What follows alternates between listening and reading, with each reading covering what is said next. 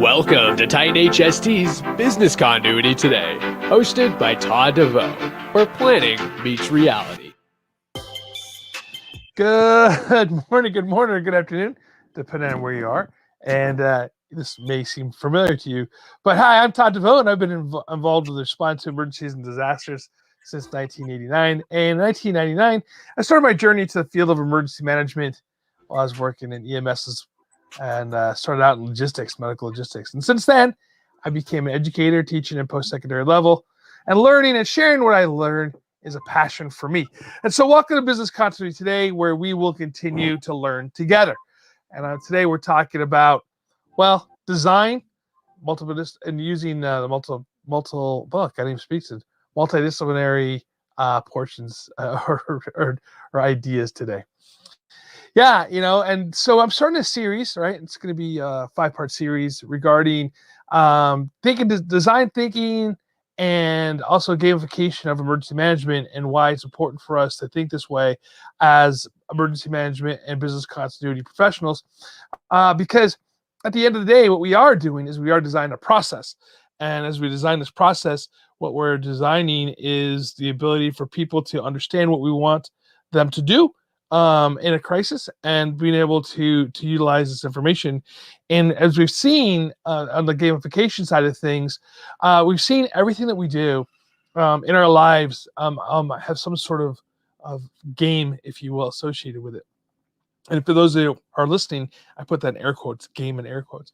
And what that means is, think about going into Amazon or into Facebook or into those other social media aspects of things. It's a little bit of that gamification is associated with that, where it moves you through the process by clicking on certain things and bringing you to certain places. And it's something that we have been learning to do our entire lives. And so that's what we're talking about with gamification. And it really goes back into design first, right? And that's why design thinking is very important when you think about the idea of moving people through a process in anything that we do. And so design thinking has been considered to be the holy grail of innovation. It's also the cure for stagnation. And so this has been credited to a couple guys back in the 90s, David Kelly and Tim Brown, the finders of Ideate design company. And they're going through this process of using the methodology used to solve problems in order to fulfill human-centered, user-based needs. And by design thinking, we can oversee and answer relevant issues faced by targeted users, right? And in this case here, our users are going to be the stakeholders that we have within our community, within our organization, and within the context of disaster and emergency response. I think if you think about that when we're going through this. So the first thing that we need to do in the design thinking process is empathize, right? And so the stage allows us to understand, identify the problems that need to be tackled, right? We don't want to solve for problems that aren't necessarily a problem yet, right? So go through and understand, identify the problems that are really needed to be tackled at this particular point. And it's important for us to go through this and use empathy when we're put ourselves into other people's shoes, is exactly what that means. And in that case, what we're talking about is bringing other disciplines into the process, right? Other departments, other areas of the city, of the community that you're working in, of the organization that you're working in, and seeing what their needs particularly are during this process. After you've done that, you define the stages where we analyze and synthesize the core problems and create a problem statement from it. So we define what that problem is and what we're solving at this particular point. So we go through, we talk to people, and then we define what the really problem is. And this is how we get people into the room again, into making these decisions in this process.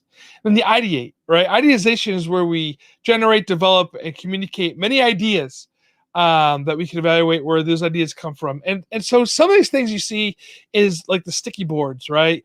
You give everybody sticky pads and you put them up on the board of what are important, and you can move those around. And that could be a physical board that you see, or it could be a Trello board or Airtable board or whatever tool that you're using out there, particularly. But that's what this is. You put these ideas on the board. You can move the stickies back and forth to where you need them, to where you see are really a problem. You come up with this concept of what the real problem is, and some of the ideas that go into that in the solution. And then you prototype your solution, right? And that's as simple as doing a quick plan on this, or in some cases that you build a structure if it's a structure prototyping. One of my favorite concepts as far as training goes to use is the Marshmallow Test. And basically what you do is you give them, this is just a practice, it's not prototyping for anything real, right?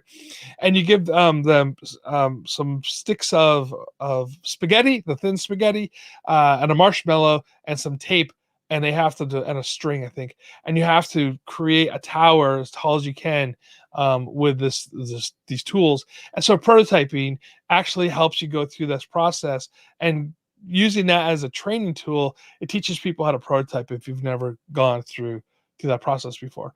So prototyping means create a model for which represents our idea in the physical form. And in some cases, the prototyping and plans are those sample plans that you have to put out there, right? And so you create the plan and you test that plan. So you go to that stage of testing. And this is the last stage, but it's not necessarily the last stage, right? Because it has to go through this process again. And so as I like to say, then you rinse and repeat, like on a bottle of the shampoo, right? So you go as soon as you get done testing and you go back to the top. Now we spoke about this concept before in decision making with the OODA loop, and you can almost put the pop doc loop, if you will, and you can almost put this concept in that loop. Is once you test it, you find out what areas that you need to firm back up, go through that process again until you have a really great plan and response mechanism in there. Some of the strengths, it provides some real-time updates to the situation when you go into the process. It goes through a great process of getting everybody on the same page. And you can use the data that you received from this process to be able to make informed decisions into the future. Some of the weaknesses is that, well, sometimes it could be a slow process if you have too many cooks, quote unquote, in the kitchen, if you will. And that being said, that you really have to know who to invite into the room and have those right members in the group. As Collins will say in his book, From Good to Great, is having the right people on the bus and then figuring out what seats they have to sit in after you get them on the bus. So it starts with choosing the right people to be in that process when you're going through the planning process. And also for room for improvements, the future developments are based on user feedbacks, right? And then also design elements that are associated with it. And then it's also basically integrated development. And so the other parts of this is that I didn't really get deep into on this particular talk is using the multidisciplinary or disciplines in the same room. I think it's very important to have somebody from each discipline or each department or each section into this process, because that way you're actually receiving information from all sorts of angles, not just that vacuum that we're used to being in and creating plans. I think that's important. So as we go through this process, as we go through this our series here on gamification, on design when it comes to business continuity and emergency management, think about this, that you want to get information from all those different disciplines. And this is why we're calling it the multidisciplinary management style.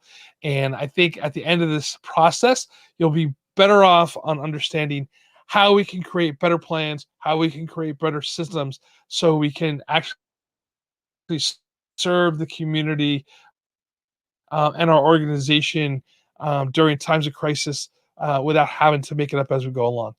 So until next week, thank you for being with us today, and visit Titan HST for all your communication needs. And remember, follow us on your favorite podcast player, Facebook, YouTube, Twitter, and join us next week. Until then, stay safe and stay hydrated.